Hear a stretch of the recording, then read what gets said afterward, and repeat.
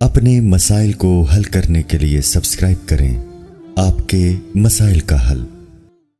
فجر کی قضا ظہر سے پہلے پڑھیں یا بعد میں؟ اگر فجر کی نماز قضا ہو جائے تو کیا ظہر کی نماز سے پہلے فجر کی قضا پڑھیں یا ظہر کی نماز کے بعد قضا پڑھیں؟ محمد مرسلین انڈیا سے۔ پہلے پڑھیں۔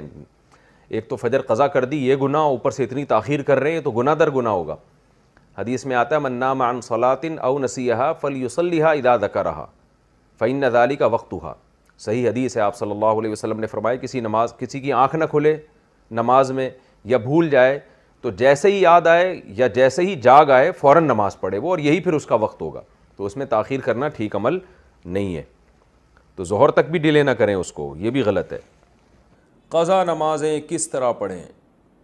قضا نمازیں کس طرح پڑھنی چاہیے؟ کیا ان کی پانچوں نمازیں اکٹھے ایک وقت میں پڑھ سکتے ہیں؟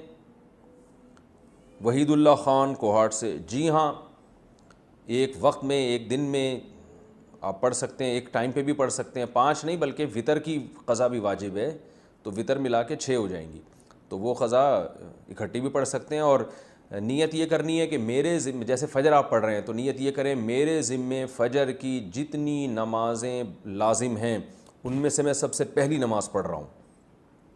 تو دوبارہ جب فجر پڑھیں گے تو بھی یہ نیت کریں گے کہ میرے ذمے فجر کی جتنی نمازیں ان میں سب سے پہلی، اس لیے کہ وہ جو پڑھ چکے ہیں وہ تو ذمے میں رہی نہیں ہے نا، تو اب جو ذمے میں رہ جائیں گی ان میں سب سے پہلی، تو اسی طرح پڑھتے چلے جائیں، وطر بھی اور ظہر بھی اور عصر بھی، اور اس میں سنت نہیں پڑھی جائے گی۔ سنتوں کی جگہ قضا نمازیں پڑھ سکتے ہیں؟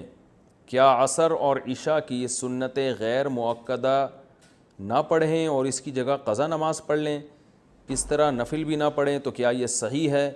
محمد آصف صاحب انڈیا سے۔ جی ہاں، صحیح ہے، یہ سنت مؤکدہ تو نہ چھوڑیں لیکن غیر مؤکدہ قضا عمری کی خاطر چھوڑ دیں۔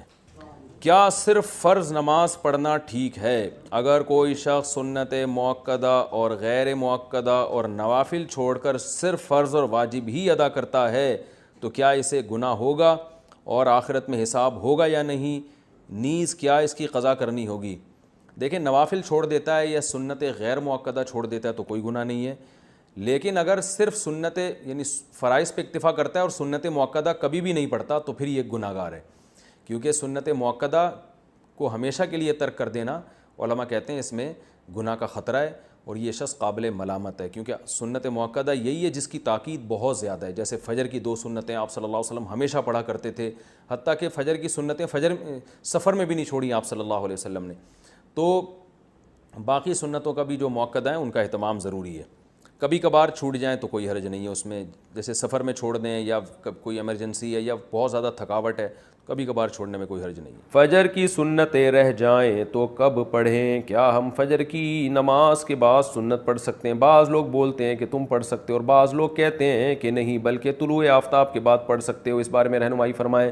عاصم نصیر کشمیر سے۔ یہ مسئلہ علماء کے مابین اختلافی ہے۔ امام احمد بن حنبل، امام شافعی کے نزدیک جائز ہے کہ فجر کی فرض نماز کے فوراً بعد آپ سنتیں پڑھ لیں، لیکن امام حنیفہ رحمہ اللہ تعالیٰ کے نزدیک فوراً بعد نہیں بلکہ اشراق کے وقت آپ پڑھیں، اور یہ عبداللہ بن عمر سے ثابت بھی ہے عملاً کہ، اور یہ جو حدیث میں آتا ہے کہ نماز کے بعد سنتیں پڑھی جائیں تو احناف کے ہاں اس کا مطلب یہی ہے کہ نماز کے بعد اس وقت جب مکروہ وقت گزر جائے، اور وہ اشراق کے وقت گزر چکا ہوتا ہے، کیونکہ فجر کی نماز کے بعد نوافل نہیں ہے، تو اس لیے، اور صحابہ سے بھی منقول ہے، تو کسی وقت میں انشاءاللہ پورے ریفرنس کے ساتھ اس پہ دلائل ریکارڈ کروا دوں گا۔ ابھی تو صرف سائل نے جتنی بات پوچھی ہے تو صرف ٹو دا پوائنٹ اسی بات کا جواب دے رہا ہوں کہ فقہ حنفی میں یہی ہے کہ آپ اشراق کے وقت پڑھیں، فوراً بعد نہ پڑھیں۔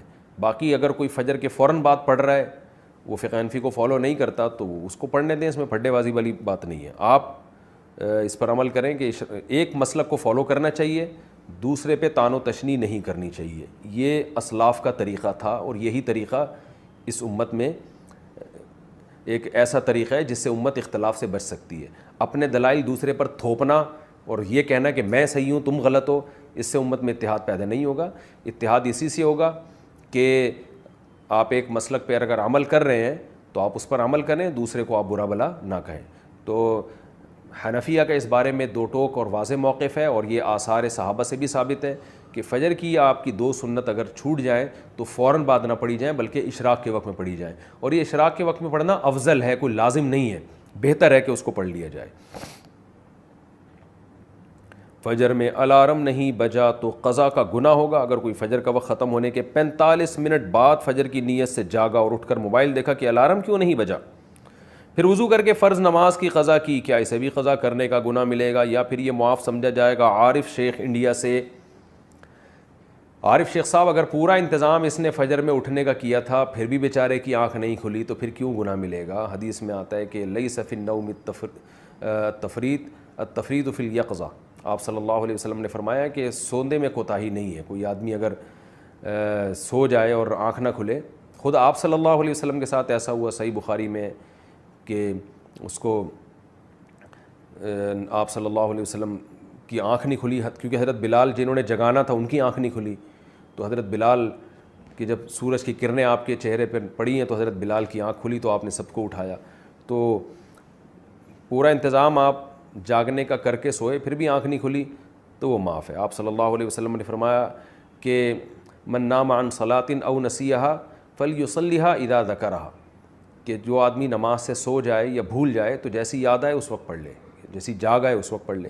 تو اس کا مطلب انسان کے ساتھ یہ ہو سکتا ہے کہ آنکھ نہ کھلے اس کی۔ قضا نماز کی جہنم میں کیا سزا ہے؟ ایک قضا نماز ہونے پر 88 کروڑ سال دوزخ میں رہنے کی سزا بیان کی جاتی ہے، کیا اس تعداد کا ذکر قرآن مجید میں کہیں آیا ہے؟ برائے مہربانی اس بارے میں بتا دیں۔ ذیشان خان پشاور سے۔ ایسی کوئی متعین مدت نہ قرآن میں ہے نہ کسی مستند حدیث میں ہے کہ 88 کروڑ سال۔ ہاں یہ ضرور ہے کہ اسلام میں نماز قضا کرنے سے بڑا گناہ کوئی ہے نہیں، شاعر اسلام میں سے، اسلام کی علامت میں سے ہے۔ تو جہنم میں شرک کے بعد اگر سب سے بڑی سزا کسی کو دی جائے گی نا تو وہ بے نمازی کو دی جائے گی۔ حقوق العباد میں قاتل کو، حقوق العباد میں سب سے بڑی سزا قرآن نے جو بیان کی ہے وہ قاتل کے بیان کی ہے، کیونکہ جس نے انسانی زندگی، انسان سے اس کی زندگی کا حق چھینا ہے۔ اور حقوق اللہ میں شرک کے بعد جو سب سے بڑا جرم ہے اسلام میں وہ ہے نماز کا قضا کر دینا۔ تو سب سے بڑی سزا نمازی ہی، بے نمازی ہی کو ملے گی اور قاتل کو ملے گی۔ اب کتنی ہے اس کے میں نے بتایا کہ کوئی ہمیں نہیں ملتا کہ اتنے سال رہے گا، یہ ہے کہ بہت عرصہ رہے گا جہنم میں۔ جہنم میں تو بھائی تھوڑے دن کی سزا، تھوڑے ٹائم کی سزا بھی بہت سخت ہے، اللہ نے بہت سخت آگ رکھی ہے۔ تو آپ سوچیں کہ طویل عرصے تک جہنم میں جلنا یہ کتنی بڑی سزا ہے۔ تو اس بحث میں پڑھے بغیر کہ کتنے سال جلے گا، اس بحث میں نہیں پڑھنا چاہیے۔ اصل جو پڑھنے کی چیز ہے وہ یہ ہے کہ ہم توبہ استغفار کریں، اور اگر کوئی شخص نماز قضا کرتا ہے تو توبہ کرے اس جرم سے، اور آئندہ کے لیے اللہ سے معاہدہ کرے وہ نماز کی پابندی کرے۔